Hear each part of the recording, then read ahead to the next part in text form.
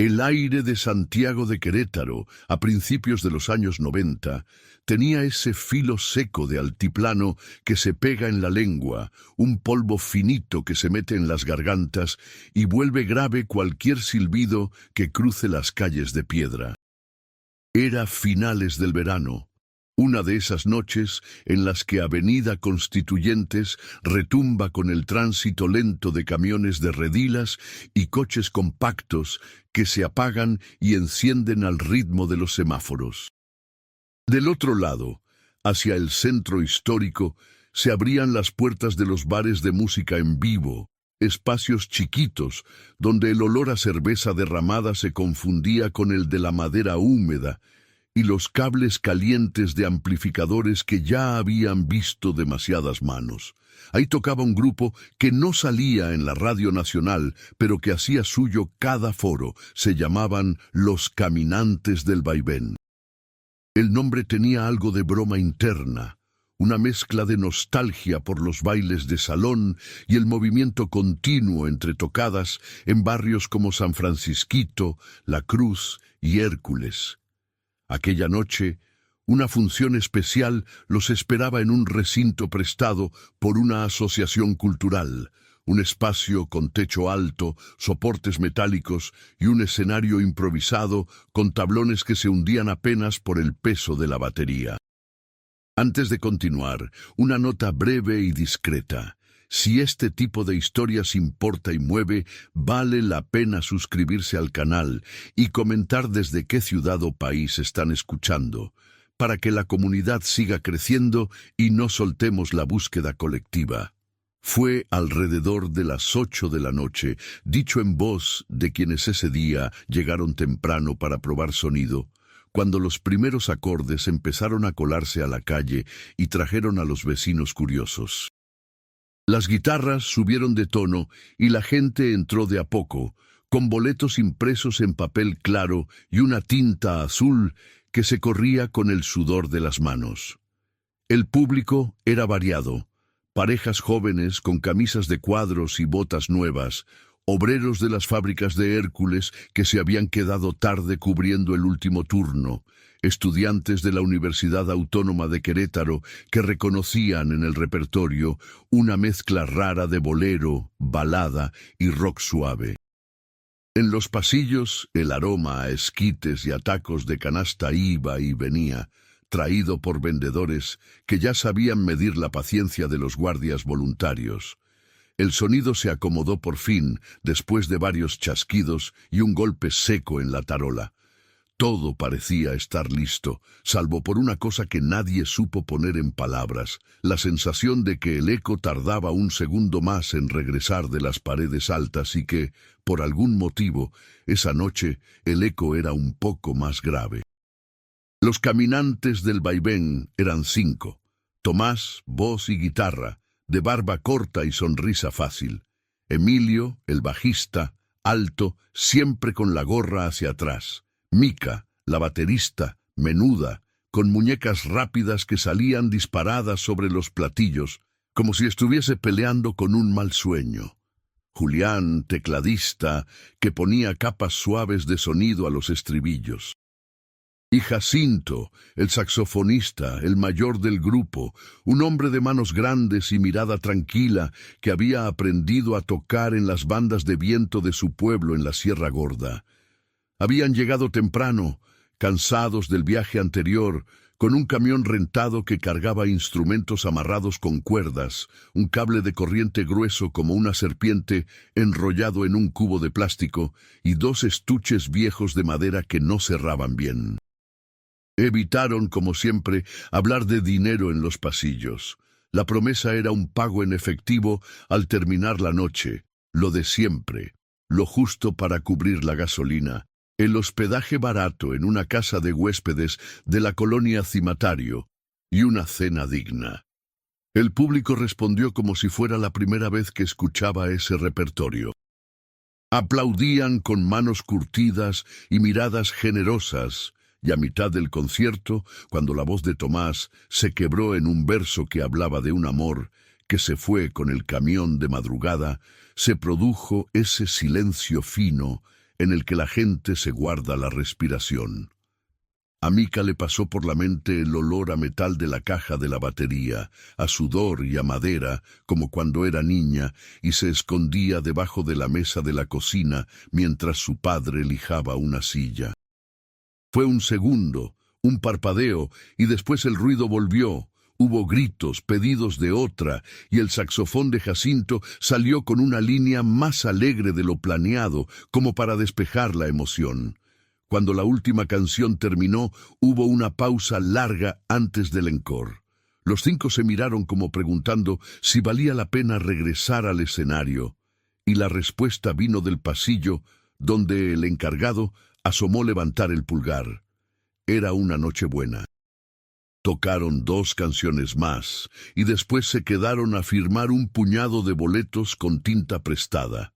En ese intermedio apareció un hombre de chamarra café claro, camisa planchada, cabello corto, como alguien que trabaja en oficina y está de paso.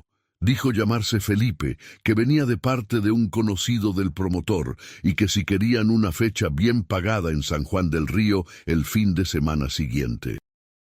Les habló con seguridad. Les preguntó si tenían disponibilidad, si podían pasar después de guardar a platicar mejor. Tomás lo escuchó con medio cuerpo, porque Jacinto ya estaba guardando el sax y Mika reacomodaba la caja. Emilio aceptó con una sonrisa y un «claro que sí», que salió de rutina más que de convicción. Hacia las 11:30 de la noche, los pasillos se vaciaron. El recinto quedó con olor a bebidas baratas, a goma de borrador, a lámparas calientes. El vigilante empezó a recoger vasos, uno por uno, con ese ritmo monótono de quien ya no espera nada. Los caminantes se repartieron la carga como siempre. Primero los instrumentos, luego las bocinas, luego los cables enrollados lo más apretados posible para que no se hicieran nudos. Felipe, el hombre de la chamarra café, se ofreció a ayudar. Dijo que tenía un amigo con una camioneta grande estacionada a la vuelta, que si querían podían dejar ahí las cosas mientras traían el camión que pusieron a 2 cuadras. Mika dijo que no, que prefería mantener todo junto, y Felipe se encogió de hombros, amistoso. Como vean, no hay prisa, aquí los espero para platicar de lo de San Juan. La escena final fue simple. El grupo salió a cargar. Dijo un adiós rápido con la mano a los últimos presentes y se dispersó alrededor del camión rentado. El conductor, un muchacho moreno con chamarra deportiva demasiado grande, encendió el motor y sonrió con ojos medio dormidos. Los instrumentos golpearon la pared del camión con un sonido sordo. Tomás se subió delante junto al conductor a estirar las piernas. Emilio y Julián fueron atrás, cerca de la puerta. Jacinto se quedó mirando el cielo como quien cuenta estrellas invisibles. Mika le puso seguro al estuche de la tarola y lo aseguró con una liga que parecía demasiado flaca para sostener nada. Entonces, un detalle pequeño. Jacinto se palmeó el saco y dijo casi en voz baja que había olvidado su bufanda gris en el camerino. La bufanda, esa que a veces usaba para amortiguar el cuello del sax, la misma que olía a colonia vieja y a un poco de humedad. «Ahorita vengo», dijo, y echó a andar hacia el recinto. Mika hizo el ademán de ir con él, pero Jacinto levantó la mano, canoso, firme. «Es 1 minuto». A partir de ahí, el eco ya no volvió. El promotor local, un hombre de bigote fino y ojos que evitan el contacto, declaró la mañana siguiente que todos se despidieron en orden y que no supo más. La dueña de la casa de huéspedes de Cimatario dijo que el grupo nunca regresó a dormir. En el estacionamiento, el camión rentado apareció cerrado, los instrumentos adentro y en el piso, junto a la rueda trasera, la liga rota que sujetaba la tarola. La bufanda gris no estaba. Suscríbanse y cuenten en los comentarios desde dónde escuchan esta historia. La fuerza de esta comunidad mantiene vivas las búsquedas y las preguntas que no dejan dormir. La noticia se corrió despacio al principio. Como corre el rumor, de que va a llover sin nubes. En la colonia San Francisquito, una vecina habló por la mañana del lunes con una amiga en el mercado y habló de que los músicos, los del sábado, no llegaron a su hotel.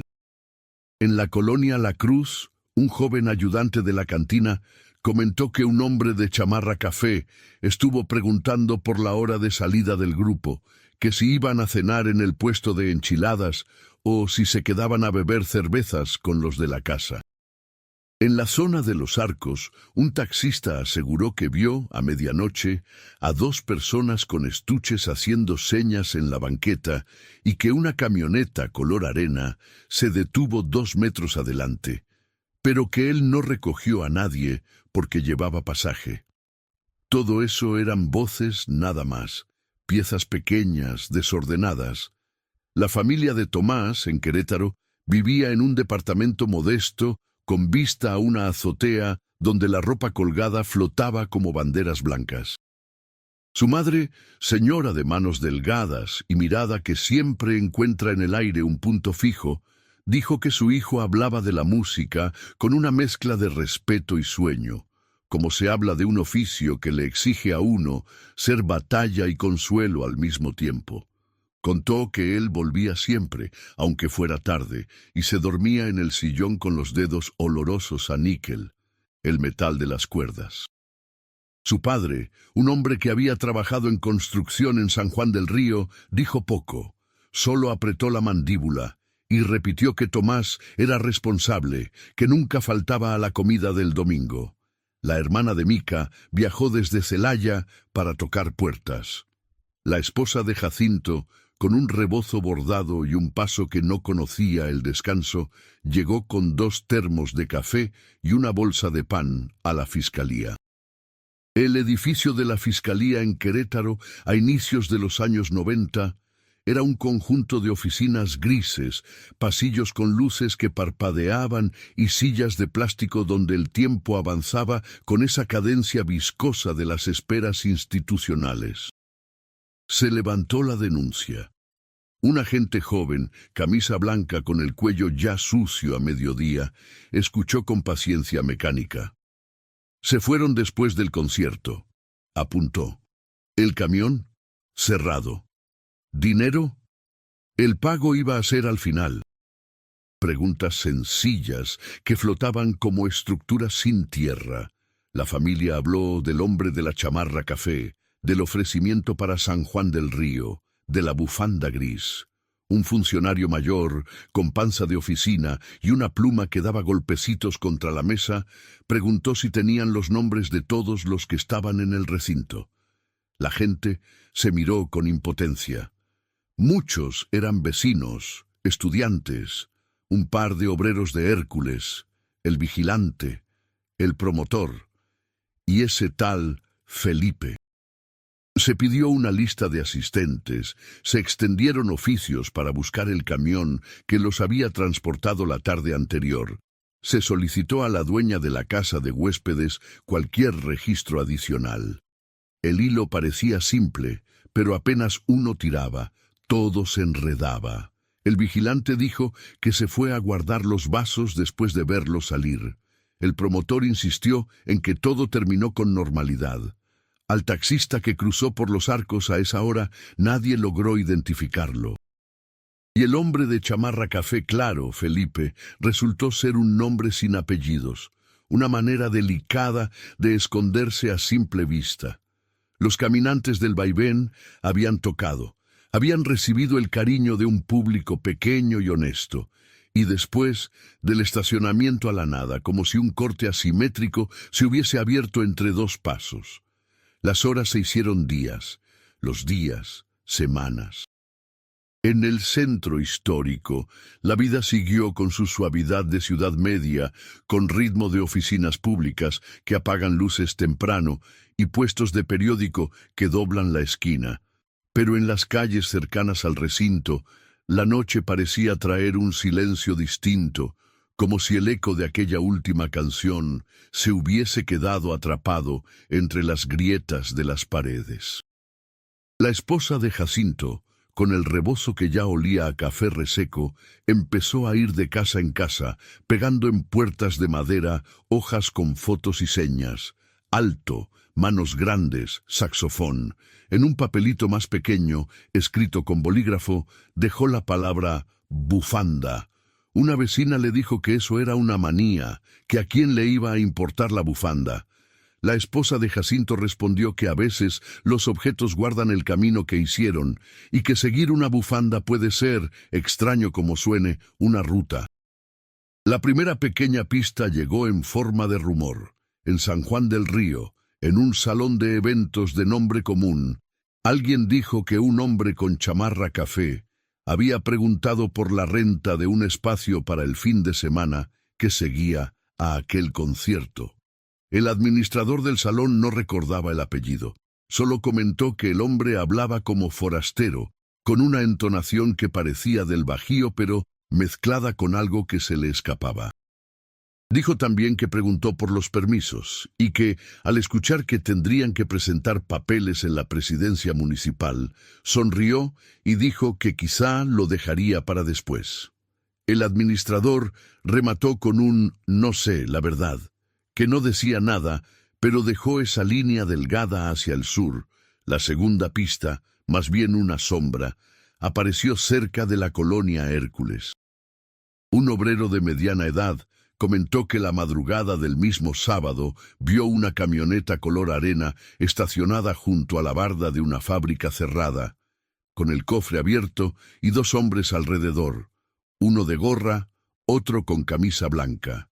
Dijo que no se acercó, que iba tarde a casa y que el aire olía a metal caliente y aceite quemado.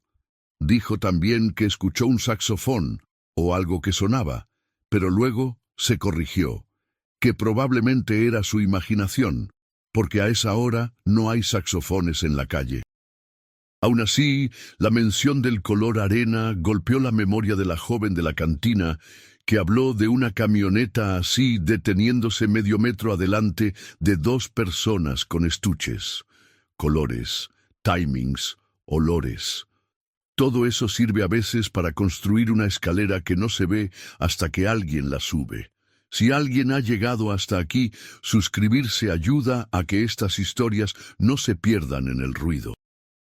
Y compartir en comentarios desde qué barrio o ciudad escuchan mantiene viva la conversación con quienes también buscan. La investigación creció hacia dos frentes, el familiar y el comunitario por un lado y el institucional por el otro. En el primero, la red de gente común, vecinos, maestros de música, taxistas, vendedores de periódicos, se organizó con discreción. Pegaron volantes en mercados, afuera de la parroquia de Santiago Apóstol, en las papelerías de la zona de Avenida Zaragoza. Se formaron pequeñas brigadas para recorrer lotes baldíos en cimatario, para preguntar en talleres mecánicos por camionetas color arena con cofre que haya dado problema. Alguien insistió con la bufanda gris, que si en algún tianguis la habían visto, que si algún puesto la tenía entre sus telas sin valor. La bufanda era un símbolo y un camino, una forma de decir que no se renuncia al detalle cuando el conjunto se oscurece. En el frente institucional, los agentes pidieron declaraciones formales al promotor y al vigilante. Revisaron el camión rentado, dentro los instrumentos. La tarola de mica estaba enterita, sin golpes nuevos, pero con la cuerda floja, como si en el último ajuste alguien se hubiese quedado a mitad del giro. Su estuche seguía sin la liga rota, que alguien recogió y metió en una bolsa de plástico con etiqueta.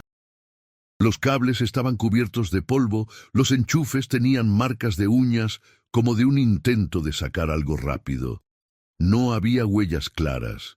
No había señales de fuerza. Afuera, una pequeña marca hundida en la tierra mostraba una suela de bota que no era de ninguno de los cinco, una suela con diseño de herradura que, según el perito, se vendía en los mercados de la región. Nada raro. En contextos como este, lo ordinario se vuelve susto. El mundo se llena de botas comunes que podrían ser la misma o ninguna. El nombre de Felipe volvió como un círculo con borde borroso. Alguien dijo que lo conocía de verlo en un bar de la Cruz. Un sujeto amable, de risa que no llega a los ojos, que siempre llevaba una chamarra café aunque hiciera calor. El dueño del bar negó con la cabeza. Dijo que por ahí pasa mucha gente, que no podía saber. Mica, que había guardado silencio casi todo el tiempo, habló. Dijo que Felipe pronunció San Juan con una cadencia particular, que cada vez que decía el nombre parecía dibujar un mapa con la lengua. San Juan del Río, bien pagado, contacto seguro. Decía como si recitara un texto aprendido. También dijo que ofreció llevar la mitad del anticipo esa misma noche si aceptaban pasar por una oficina que tenía cerca de Avenida Pasteur. Ese detalle se escapó antes. Oficina cerca de Avenida Pasteur. El agente que la escuchó levantó por fin la mirada con interés. Hizo un par de llamadas para preguntar por oficinas improvisadas en esa zona, por rentas temporales, por cuartos que se abren y cierran rápido. La respuesta fue formales. No hay registro. Pero un barrendero del centro dijo que en una esquina de Pasteur alguien pintó de repente una puerta que antes era invisible y que a los 2 días esa misma puerta quedó cubierta por un anuncio de afilado de cuchillos. Cuanto más se avanzaba, más aparecía una especie de telaraña invisible. No había mención de deudas, no había pleitos recientes con el promotor, no había un rastro de violencia en el recinto. Solo ese hombre de la chamarra café, esa camioneta color arena que se asoma y se va, ese saxofón que quizá sonó o quizá lo imaginó el obrero, esa bufanda gris. Se repitió. La bufanda, la liga rota, la puerta en Avenida Pasteur que aparece y desaparece. 3 elementos. El caso, en la ponderada melancolía de las familias, tenía ya su altar mínimo, un estuche, una liga rota, una bufanda que no regresó. La esposa de Jacinto dejó de hablar en voz alta del saxofón y comenzó a preguntar por telas grises, por mercados donde se vendieran. La madre de Tomás empezó a poner veladoras que olían a cera tibia junto a una foto donde su hijo salía con la guitarra, como si fuera una extensión del hombro. La hermana de Mica se convirtió en roca. Cada día, a la misma hora, pasaba por los mismos sitios, hablaba con las mismas personas, esperanzada en que una repetición por sí sola hiciera aparecer algo nuevo en el mundo. Las primeras marchas fueron pequeñas, silenciosas, con pancartas hechas a mano con plumones deslavados que manchaban los dedos. A esa altura de los 90, Querétaro era una ciudad donde las marchas eran todavía rareza. Su irrupción le dio a la calle un tono distinto, un rumor de pasos que vienen juntos y se van juntos. La gente pasó por Avenida Zaragoza, dobló por Corregidora, llegó a Plaza de Armas. Algunos miraban con curiosidad, otros se sumaban un rato y luego se perdían hacia su propia vida.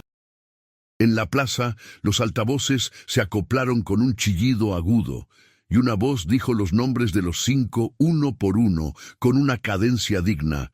Tomás, Emilio, Mica, Julián, Jacinto. Una señora se quebró cuando escuchó el nombre de su hija, otra abrazó a un vecino que no conocía.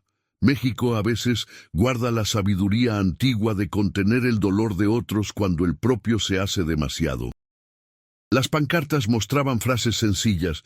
Buscar a quien se ama es un derecho. La música no desaparece, la arrebatan. El primer gran obstáculo institucional llegó con un informe escueto. No hay indicios suficientes para suponer un delito específico. La frase cayó como una piedra al agua quieta. Las familias fueron recibidas por un funcionario que usó palabras que sirven para no decir nada. Se sigue investigando, se siguen lineamientos, hay coordinación. La esposa de Jacinto replicó con entereza suave. La coordinación que importa es la que me diga dónde está mi marido. Esa tarde, saliendo de la oficina, un joven periodista de una pequeña estación local se acercó con su libreta. Dijo que estaba siguiendo el caso por decisión personal, que no sabía si su jefe quería o no darle aire, pero que él encontraba en esa historia algo de lo que no se podía apartar la mirada. Se llamaba Álvaro. Tenía los ojos cansados y manos manchadas de tinta. Si me comparten lo que saben, si me permiten acompañarles, puedo ayudar a ordenar piezas. A veces, las preguntas cambian cuando alguien de afuera se sienta a escucharlas. Las familias se miraron, aceptaron. Álvaro, en una cafetería de sillas metálicas y mesas pegajosas, desdobló un mapa de la ciudad. Con plumón verde señaló el recinto del concierto. Con plumón rojo, la casa de huéspedes encimatario. Con azul, la esquina de Avenida Pasteur, donde apareció la puerta pintada. Con amarillo, el punto de los arcos donde la joven de la cantina dijo ver la camioneta detenerse. Con naranja, la colonia Hércules y la barda de la fábrica. Los colores, sobre el papel, parecieron encender la ciudad de otra forma. Después, con paciencia de tejedor, Álvaro fue preguntando cosas pequeñas. ¿Qué tipo de liga se rompió? ¿De dónde la sacaron? ¿Qué textura tenía la bufanda? ¿Qué frase exacta decía Felipe sobre San Juan del Río? La hermana de Mica recordó de golpe una frase. El puente nuevo está abierto, por ahí se llega más rápido. Álvaro levantó la cabeza. ¿El puente nuevo? Eso lo dice alguien que está al día con la obra. ¿Y si Felipe trabaja cerca de donde están esas obras? ¿Y si lo de la oficina en Avenida Pasteur es un señuelo? Se quedaron en silencio. De pronto, el eco parecía haber regresado con un hilo de sonido. El falso avance llegó una semana después. Una llamada anónima a la casa de los padres de Tomás. Los vi en San Juan del Río, en una casa azul al lado de la plaza. ¿Están bien? La voz era masculina, joven, nerviosa. Se organizó una salida inmediata. Fueron 3, 4, luego 6 personas, con Álvaro de copiloto. San Juan del Río los recibió con ese olor a pan dulce que sale de las panaderías a media tarde y se mezcla con el aroma húmedo del río. Buscaron la casa azul junto a la plaza. Encontraron 3 casas azules. Tocaron puertas. La gente abrió con amabilidad desconfiada. Nadie sabía nada. Una señora mayor dijo que sí había visto a músicos unos días antes, pero que eran otros, de un mariachi que tocaba en una fiesta de 15 años.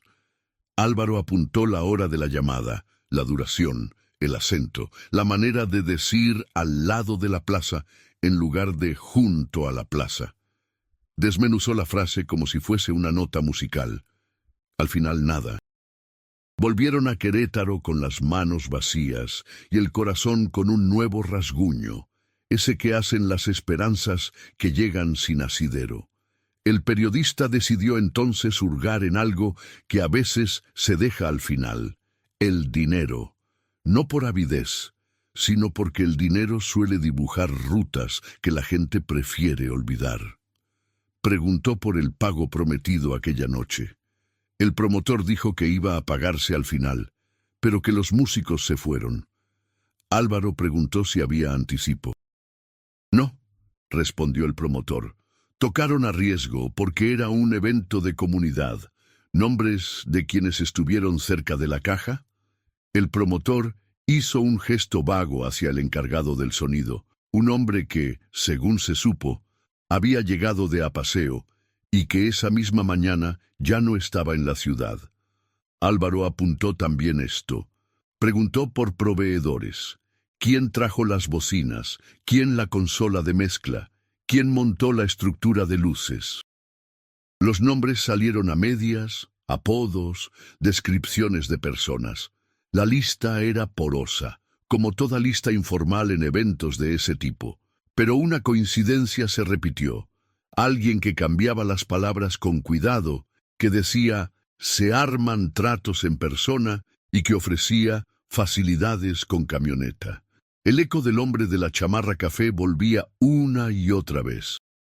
Una tarde, cuando el sol caía sobre las piedras del centro y dejaba ese brillo que obliga a caminar a la sombra de los portales, Álvaro llegó con un hallazgo que no era prueba, pero sí movimiento. Un taxista mayor, que solía pararse cerca del Jardín Cenea, dijo que la noche del concierto llevó a un hombre de chamarra café clara desde la zona del recinto hasta un taller cerca de Avenida Pasteur.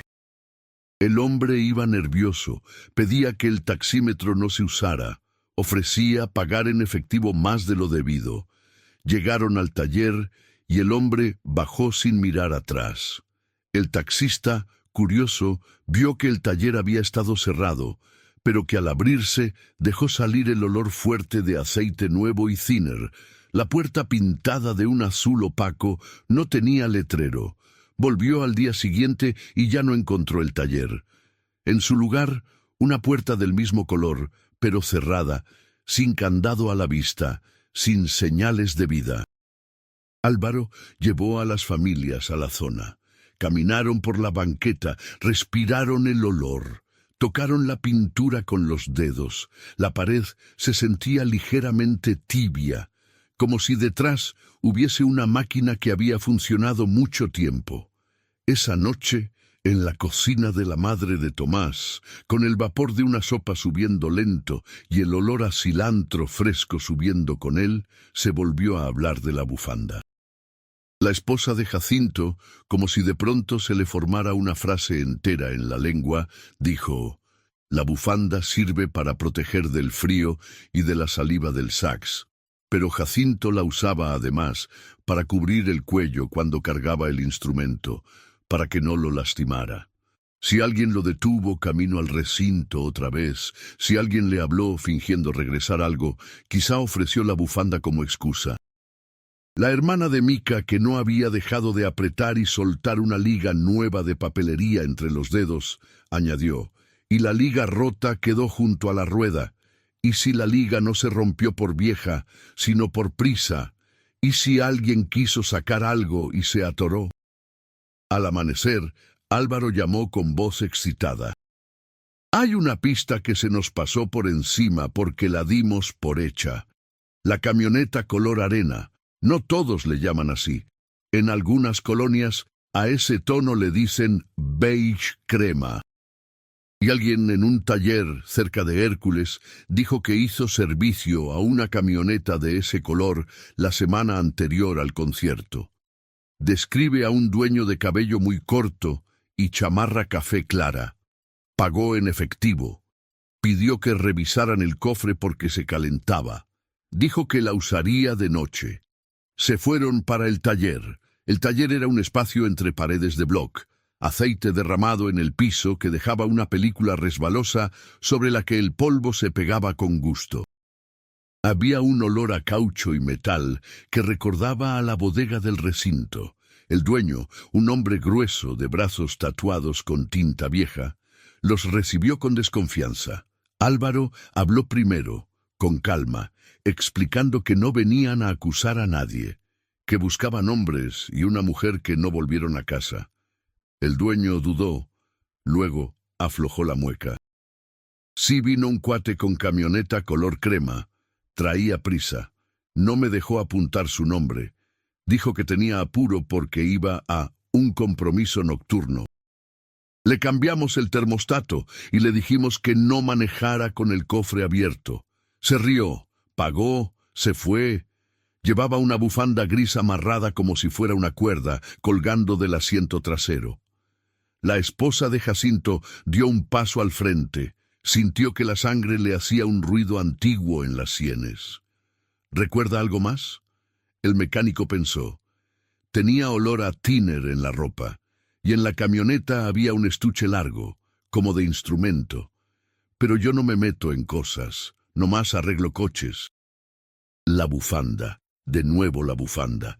Como si la ciudad entera se hubiese confabulado para hacer de esa tela un símbolo que nadie hubiera pedido.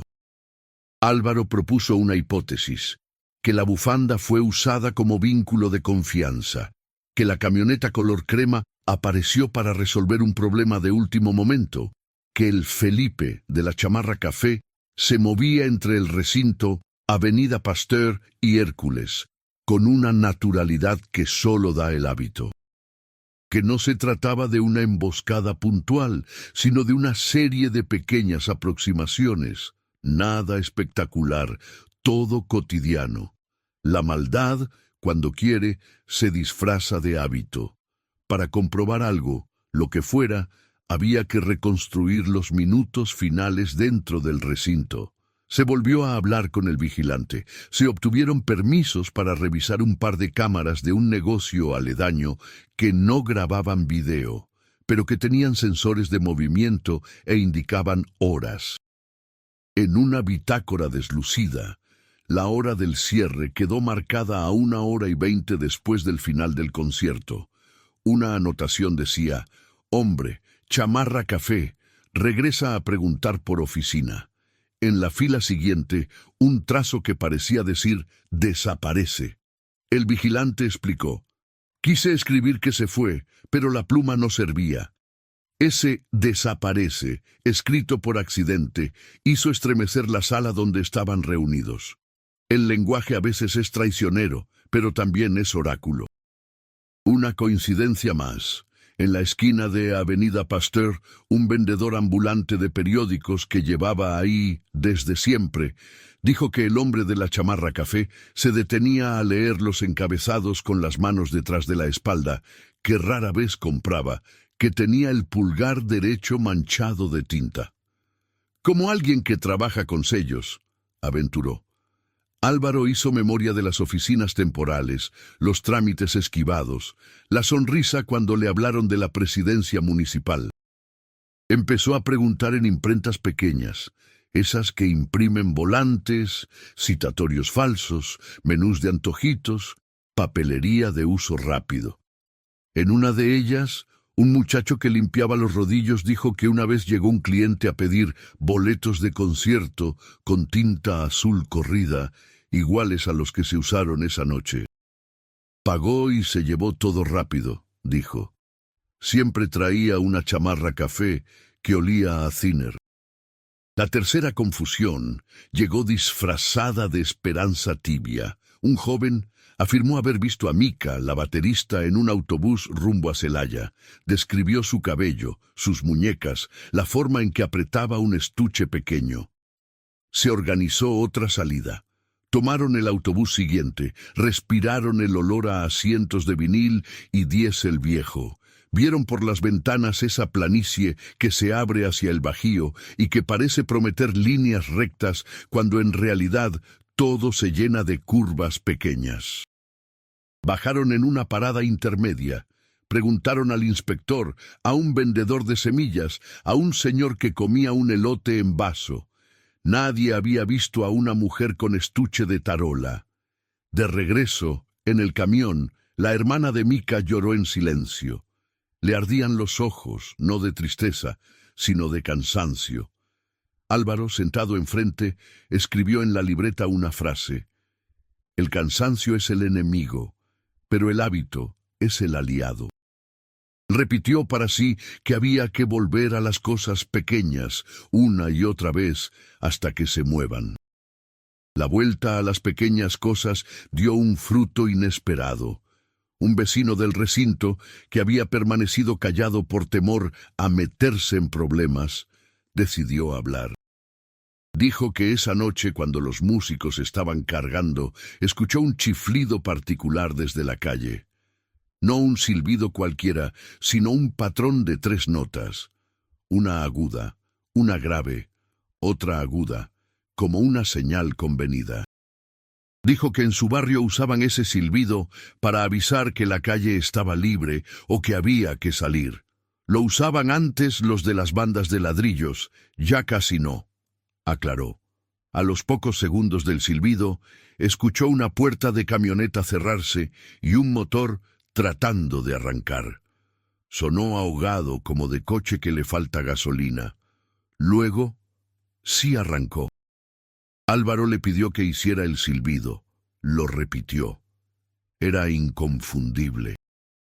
En la memoria de la esposa de Jacinto vino una tarde en la Sierra Gorda en la que los muchachos se llamaban con ese mismo silbido para jugar a las escondidas. No era único, no era prueba, pero era un hilo que atravesaba épocas y oficios. Con esa pieza en mano, Álvaro y las familias volvieron a Hércules.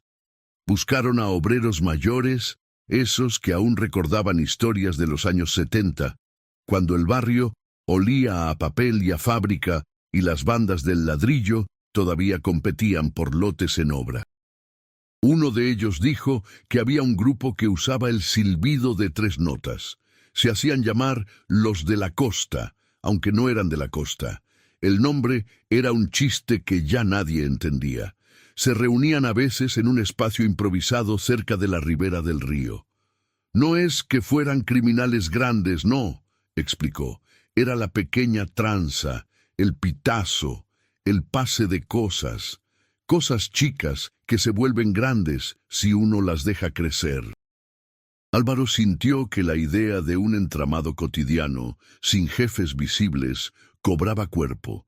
Alguien con chamarra café que olía a Thinner, alguien que imprimía papeles, alguien que sabía moverse por Avenida Pasteur y por Hércules, alguien con una camioneta color crema de cofre problemático, alguien que chiflaba en clave, nada espectacular, todo cotidiano.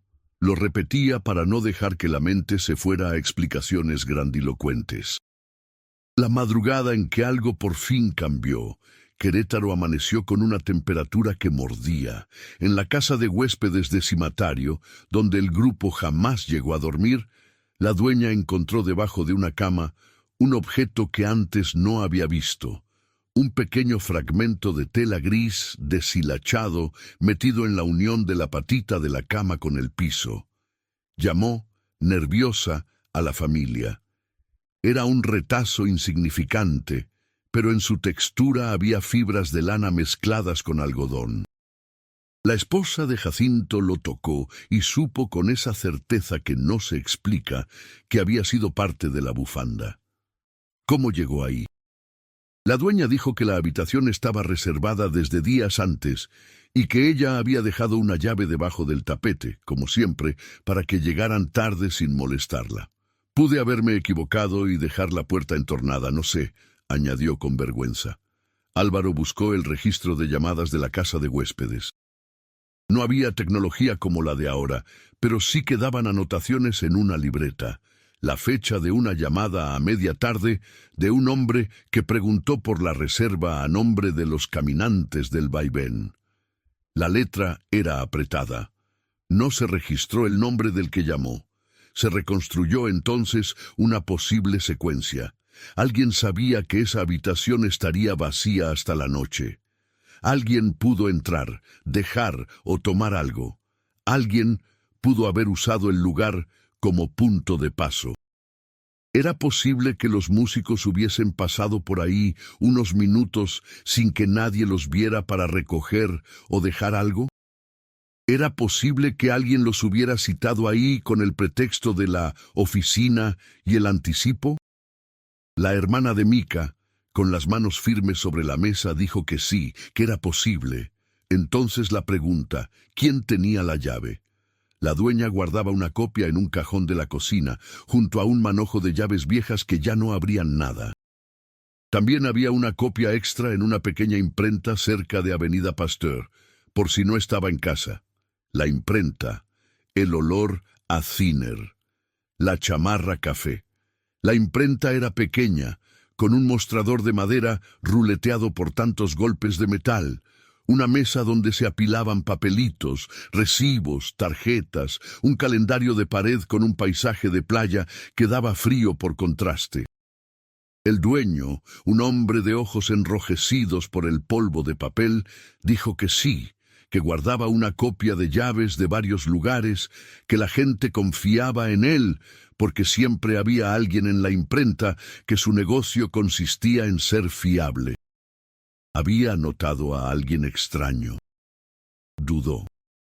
Dijo que había un cliente que insistía en recoger cosas tarde en la noche, que olía a tiner como si se bañara en ello, que usaba chamarra café aunque sudara, que pagaba en efectivo monedas exactas, que le sudaban las manos y dejaba marcas en los billetes. ¿Su nombre? Decía Felipe a veces decía Julio. Yo, la verdad, no me quedo con los nombres. ¿Había pedido llaves alguna vez? Una vez me pidió abrir la puerta de una casa de huéspedes en Cimatario para avisar de una reseña, como bromeando. Le dije que no, que esas llaves no se prestan. Se rió, dijo que entendía, pero yo no estaba siempre. A veces dejaba encargado a mi sobrino. El sobrino, un muchacho que mordía el borde de su propia gorra, reconoció que una noche alguien llegó nervioso a pedirle una llave de parte de la señora, que le dijo que la señora lo esperaba ahí. El sobrino dudó, pero al ver que el cliente sabía el nombre de la dueña y de 2 huéspedes, se la dio. Fue un error. Yo era nuevo. La señora me regañó. La familia de Tomás sostuvo el borde de la mesa como si el mundo se inclinara. Álvaro respiró hondo, como quien prepara un texto que ha querido escribir durante días. No tenemos la resolución, no tenemos nombres completos ni campanas que suenen. Pero tenemos la ruta de hábitos, un hombre con chamarra café y olor a thinner que trabaja alrededor de Avenida Pasteur, que sabe de llaves y de puertas. Una camioneta color crema que se calienta, un silbido de 3 notas, una bufanda usada como vínculo, un uso discreto de imprentas y talleres para construir confianza. Lo que ocurrió aquella noche pudo haber sido una suma de pequeñas coacciones. Un ofrecimiento de anticipo con la excusa de pasar por una llave o por una oficina que quedaba a 2 cuadras. Una mujer, Mica, que tal vez reclamó su incomodidad y que supo de inmediato que algo no iba bien cuando la hicieron bajar de la camioneta color crema con el pretexto de mover unos cables. Un saxofonista mayor, Jacinto, que regresó por su bufanda y nunca alcanzó la puerta porque lo detuvieron antes con un chiflido conocido. Un vocalista que subió al asiento delantero para estirar las piernas y ya no pudo bajar. Un bajista y un tecladista atrás, confundidos cuando la liga se rompió y el estuche quedó mal cerrado. Suena prosaico, lo es. La mayoría de las desapariciones son así, no llevan notas sinfónicas, no tienen una gran escena, son una sucesión de actos pequeños, mecánicos, que sumados abren un hueco del tamaño de la vida de alguien. No hubo final feliz. No hubo tampoco final trágico narrado con detalles que nadie quiere escuchar. El caso, con el tiempo, se volvió un murmullo que se niega a apagarse. Las familias aprendieron a vivir con la pregunta. Álvaro siguió escribiendo, insistiendo en que no hay investigación menor. En las marchas, con el paso de los años, los nombres de Tomás, Emilio, Mica, Julián y Jacinto se siguieron diciendo con la misma cadencia, con el mismo respeto. Los jóvenes que crecieron escuchando la historia identificaron en ella 3 cosas que no debían olvidarse. La bufanda gris, la liga rota en el piso junto a la rueda y el silbido de 3 notas. Cada tanto, en alguna esquina de Avenida Pasteur, alguien decía haber visto a un hombre con chamarra café que se queda mirando una puerta sin letrero como si esperara que lo tragara. Cada tanto en Hércules, un mecánico contaba que una camioneta color crema volvió a calentar y que su dueño, con manos manchadas de tinta, pagó exacto y se fue por la noche. Cada tanto, en Cimatario, una llave apareció fuera de su sitio, como si alguien hubiera querido abrir una puerta que ya no abre a ningún lado. La resolución, si hay una, es esta: no dejar que el eco se apague. La música no desaparece porque sí, se la arrebatan pequeñas manos invisibles que operan sobre la confusión y la confianza. La respuesta está en volver una y otra vez a los objetos que sostienen la vida. a las ligas que parecen insignificantes, a las bufandas grises que nadie mira dos veces, a los chiflidos de tres notas que heredamos sin saber de dónde. La respuesta está en la persistencia de quienes buscan.